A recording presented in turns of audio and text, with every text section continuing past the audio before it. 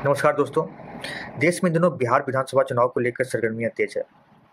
राजनीति में दिलचस्पी रखने वाले बिहार चुनाव पर पैनी नज़र बनाए हुए हैं, क्योंकि ये चुनाव इसलिए भी दिलचस्प है क्योंकि 2014 में जब से प्रधानमंत्री नरेंद्र मोदी का राष्ट्रीय राजनीति में उभार हुआ, बीजेपी ने इसके बाद उत्तर भारत के खास करके हिंदी भाषी राज्यों को पूरी तरह से जीत लिया। वहाँ अधिकांश राज्यों में उसके सीएम हैं।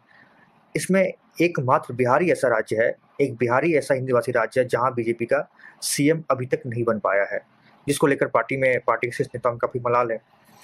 हालांकि यहाँ बीजेपी 2005 से बीच में कुछ समय को छोड़ दें तो वो सत्ता में रही है गठबंधन में जूनियर पार्टनर के रूप में, लेकिन भाजपा का हमेशा सपना रहा है कि बिहार में भी उसका अपना मुख्यमंत्री हो।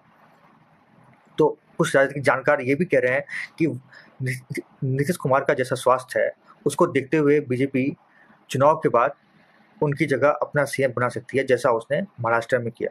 हालांकि ये इतना आसान भी नहीं है, क्योंकि बिहार बीजेपी के जितने भी प्रमुख चेहरे हैं उन पर जन स्वराज के जो कर्ता धर्ता हैं प्रशांत किशोर, उन्होंने जो जितने संगीन आरोप लगाए हैं उनसे पार पाना नेताओं के लिए मुश्किल होता नजर आ रहा है। अभी तक चाहे वो डिप्टी सीएम और बीजेपी के सीएम इन वेटिंग माने जाने वाले सम्राट चौधरी, प्रदेश अध्यक्ष दिलीप जायसवाल और स्वास्थ्य मंत्री मंगल पांडे के खिलाफ जो संगीन आरोप करप्शन के प्रशांत किशोर ने लगाए हैं, उसको लेके अभी तक इन नेताओं के द्वारा कोई ठोस जवाब नहीं आया है। तो इससे जनता में एक परसेप्शन बन रहा है कि जो बीजेपी राजद को भ्रष्ट बताती है और उसके खिलाफ कई तरह के आरोप लगाती है, तो उनके नेता कितने साफ हैं, उनके नेता कितने बेदाग हैं।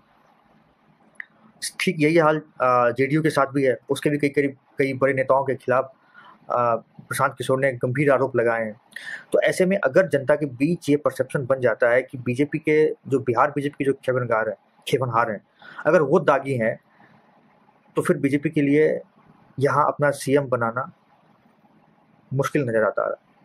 धन्यवाद।